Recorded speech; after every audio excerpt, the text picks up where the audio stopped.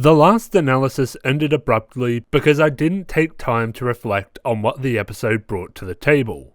Why not? Well, there wasn't much to say about episode 3 on its own, as it and episode 4 act as a two-parter. The first is about Kotoru getting to the point where he asks Akane out. The second is about Akane getting to a point where she can say yes. One of the first things we learn in this episode is how the exchange between Akane and Kotoru ended after he asked her out, with her asking for time to answer. This extension sets up the primary conflict for the episode. While it isn't engaging in a will they, won't they kind of way, since we're reasonably confident that they will end up together, the engagement comes from watching Akane shift from maybe to yes throughout the episode. We begin with a minor conflict. The teachers are looking for phones to confiscate. This situation explains a later plot point and has a fun sequence where students succeed or fail to hide their phones within their luggage. Even though I've never been on a school trip where I wasn't allowed a phone, this sequence of students smuggling contraband is oddly nostalgic, and I love it.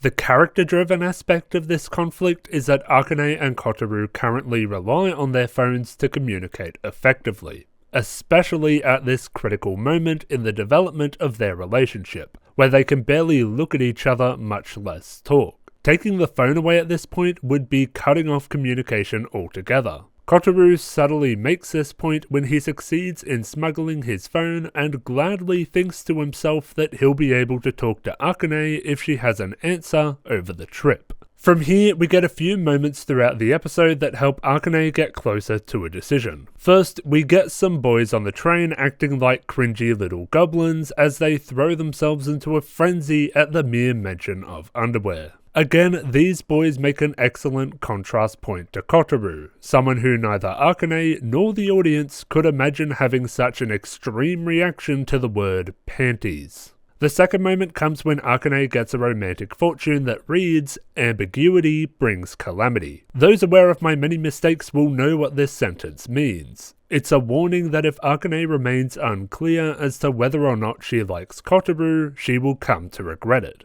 I wasn't going to bring this up again, but I can't resist the urge at this point. This episode sees the CG extras return in force and it looks terrible. What confuses me is that this episode has a shot made up of 2D drawn stills and it looks fine. Sure, on closer inspection the lack of animation makes it look a little cheap, but nowhere near as cheap as these CG abominations.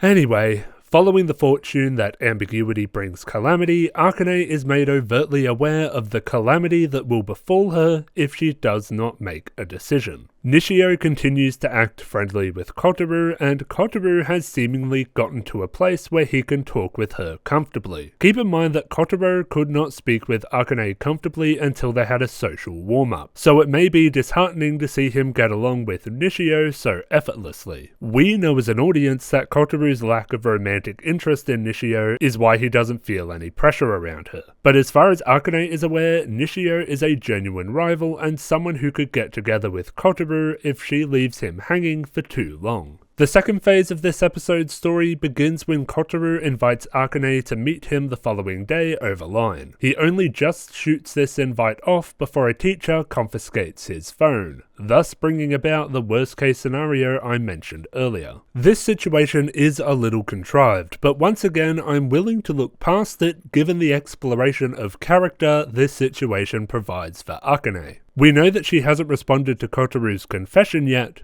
but why? The following scenes demonstrate that the answer is that she's embarrassed. Predictable? Yes, but it's also fun to explore. Akane tries to slip away from her friends without explaining why she wants to be on her own. She is actively making excuses to avoid admitting that she has to go and meet a boy. The narrative points out how pointless this embarrassment is when she leaves to get a drink and her friends guess that she's going for a date and wonder why she is trying to hide it from them. But what this sequence tells us more than anything else is that Akane really wants to meet Kotoru for reasons that will become clear later. She makes it to their meeting place and tries in vain to contact him, as doubt creeps into her mind as to whether he will come, whether the two have a future together, it begins to rain. Kotoru arrives at their meeting place late and they just miss each other. Kotoru doesn't get to arrive at the final scene without paying some kind of price. He sees Nishio and knows that she can offer help, but he'll have to leave his comfort zone to get it.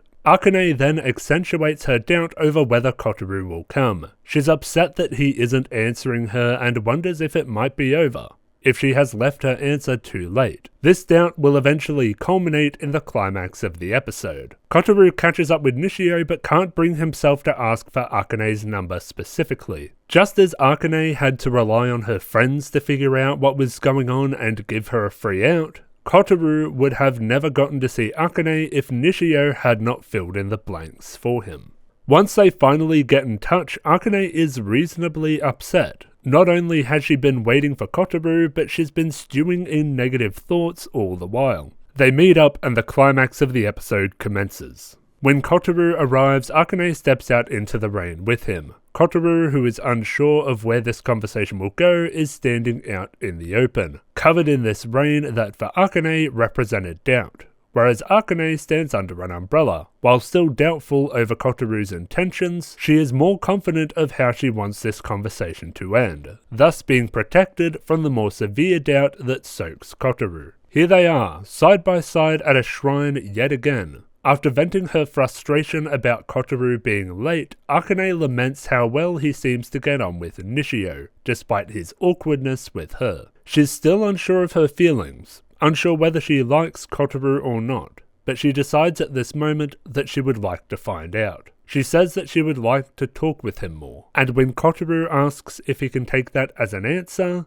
she says yes. At this moment, our main characters officially become a couple, but there's something kind of off about this scene. They aren't looking at each other. The music, while not sad or tense, isn't exactly joyful either. And the final shot of the pair frames these two as separated. Sure, the episode ends with the rain stopping as our characters shed their doubts about what will happen next, but this isn't a they're together so everything is okay kind of ending. There are two prevailing themes throughout this episode and the last. Love comes down to volition, and ambiguity brings calamity. Kotoru was lucky that Akane decided to visit the shrine, or his lack of volition would have cost him the chance to ask her out. Akane was lucky that Kotoru extended an invitation to meet, or she would have remained stuck in her ambiguous loop. And neither character has the confidence to tell others what they want. Akane could only get away from her friends because they figured out she was hiding something and decided to let her go. Kotoru only got back in touch with Akane because Nishio filled in the blanks he refused to give her.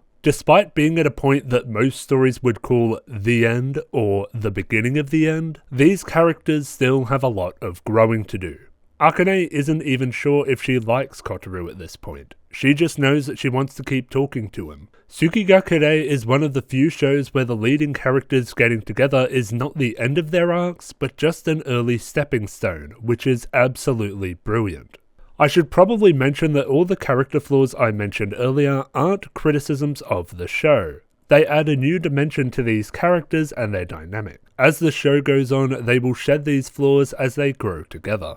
The text chat in the ED portrays the boyfriend and girlfriend from last episode planning a trip together, and discussing how to keep it hidden from their parents. The girlfriend's mother seems okay with it and has promised to handle her father. On the other hand, the boyfriend fears what his mother might do if she finds out. It's a pretty lovely chat compared to last episodes, and if you would like to read it for yourself, which I highly recommend, I will leave a link to the Brown Rice Cookies site in the description.